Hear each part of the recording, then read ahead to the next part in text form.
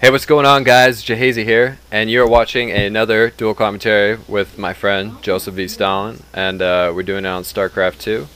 I think this is the exact same map that we just did a dual commentary on. I think it's Lost Temple, I believe. I could be wrong. So regardless, JosefVStalin, what's up? Not too much. You also said it was the exact same guy that you're playing with as your ally. Oh yeah, it actually is. It's my friend Scrappy Coco. Okay. It's a good Scrappy name. I like it. Coco. Scrappy. Actually, his name's Scrappy, but I nicknamed him Scrappy Coco from Don't Mess with the Zohan. Never seen that movie. Fortunately. Scrappy Coco. I shall name myself Scrappy Coco. Okay, so what's your initial strategy here? My initial strategy is I cut out the first few minutes of this map because of this match because I failed a Reaper rush, as per usual. Oh, I always try and do the Reaper rush for an early kill or an early advantage. It's basically like a Zergling rush for Terrans, you know. With the Terrans, yeah. Though it's a little bit harder to get off the ground because you got to get the gas and the tech labs up and everything.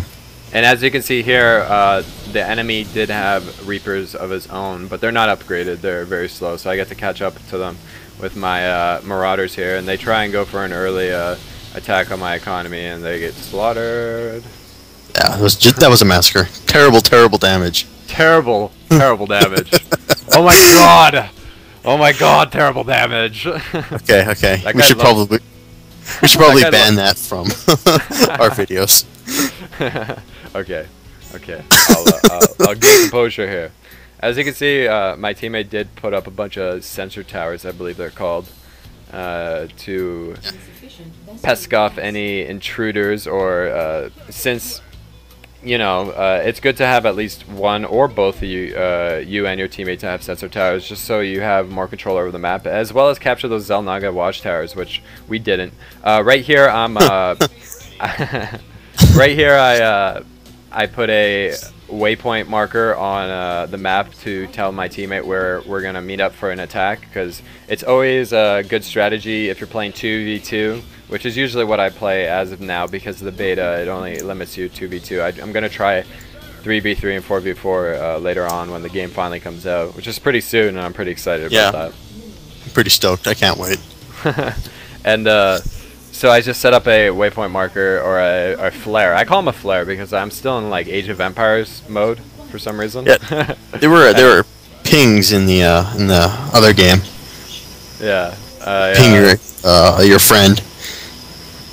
Yeah, so I just throw those up to show exactly where we're gonna attack. And right here, we attack with Marines and Marauders. So that was our little technique. And he has fire bats, I believe they're called.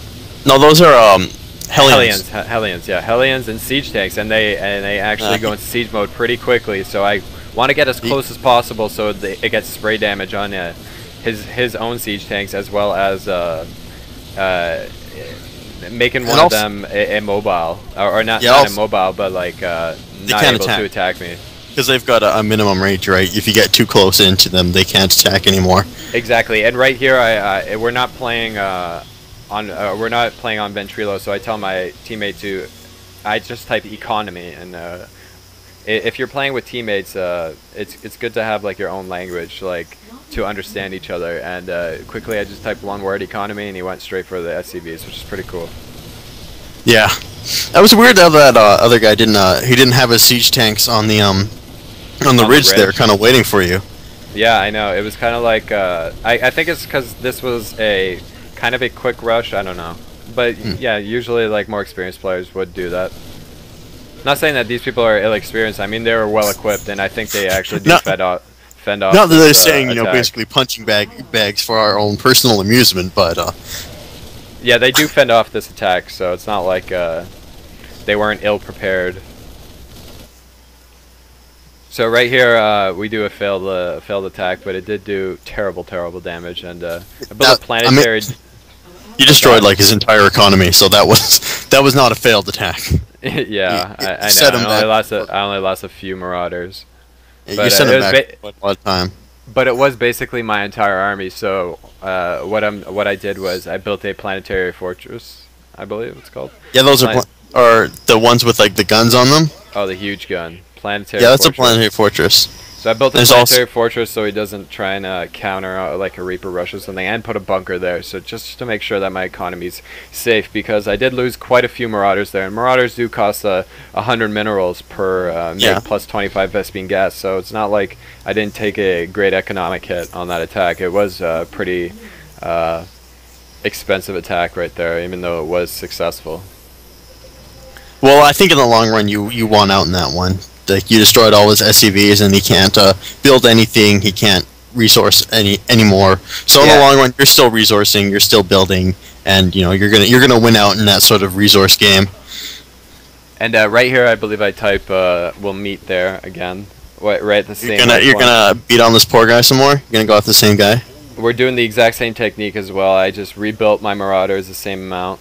And he rebuilt his Marines. I want to see if he has anything else. He does a little scan to see what he's got. He's just rebuilding his command center right now, and he also has his secondary command center over in that area on his natural expansion.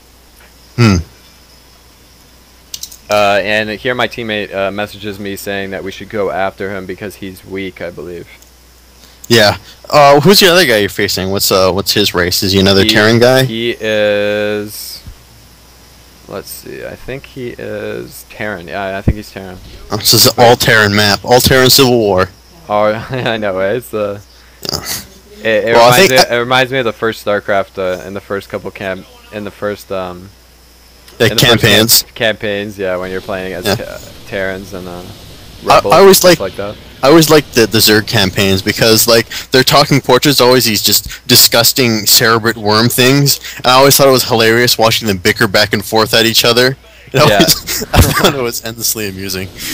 Yeah, that was actually cool. I think they're probably going to bring that back. I hope so. I really hope they bring back the cerebrates. Yeah, and right here, actually,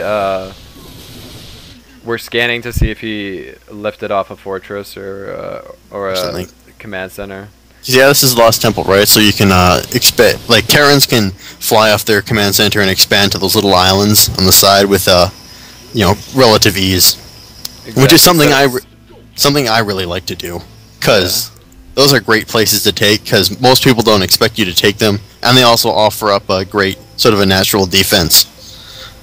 And yeah, it's also a good technique to build your secondary command center right inside your base so it doesn't get attacked while it's undefended on your natural expansion, and then put it to your natural expansion, and maybe even put a planetary fortress on it. But can you lift off command centers with planetary fortresses on them? I don't think so. I'll have to double check, but I don't think you can. I don't think you can. Okay, so I don't think I can. That just sounded pretty funny. Here I tell my teammate to ignore him because he's weak and he won't be able to repair fast enough. And here I hear a nuclear launch detected, so I that's always a bone-chilling sound. I retreat all my SCVs because you don't want all your economy to go in one blow. And there I take the nuke like a man. And it doesn't do terrible damage. I mean, I repaired my command center and I lose my bunker, big deal. And I think I lose my Vespene gas factory. And yeah, they didn't lose any SCVs or anything, I don't think. No, that was my base, but yeah. It's good to always hear if listen if you have a nuclear launch detector, because if you don't hear it, you're screwed. And right there, my teammates scanned for the ghost, and your fortress beat him up, killed him. Yeah, basically. I love planetary fortresses. I saw a match between two Koreans, and somebody had over 25 kills with planetary fortress. They can actually be pretty useful. It was on HD StarCraft's channel. I don't know who that is. Yeah, they're just the poster boys of the StarCraft 2 series. Oh, okay. And I think right here the enemy actually rage quit. As you can see here, he's all cooped up in his own base and couldn't even leave. I don't even know what he had. Basically, all he had was his nuke. And that was it. And he has a bunch of Vikings there that are following you around. Or is that your ally? Those are my allies. Yeah. Oh, okay. I think actually, yeah, this is another.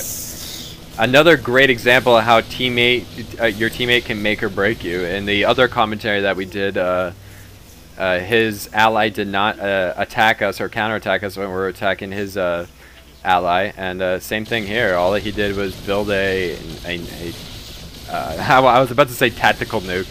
I've been playing too much Modern Warfare 2 lately. All he did was build a nuke, and that was basically it. And, and we steamrolled him. So tried to rush to nuke. Never heard that one before. No, clearly not very effective. Nukes are absolutely, like, they're only used in later games. Never use them early. Don't do a nuke rush. It's such a waste of resources. And if it fails, you're basically done if your opposing teammate knows what to do. Anyways, guys, any final words, JosefVStalin? I'm trying to think of another Lord of War quote if I can not Lord of War, The Art of War quote. That's a Nicolas Cage movie. I could also give you some quotes from that one. That was a great movie.